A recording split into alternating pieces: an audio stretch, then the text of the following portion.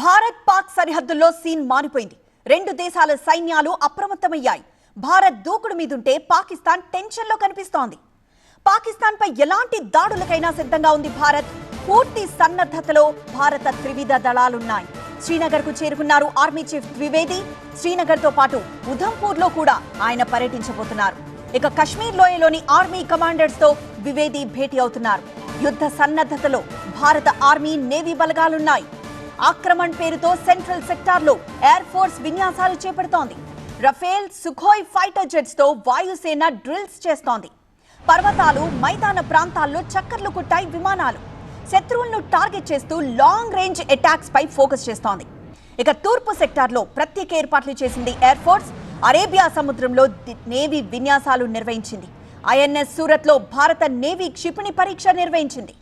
Pak దుస్సాహసాలను తిప్పికొడతామంటూ navy సంకేతాలు ఇచ్చింది.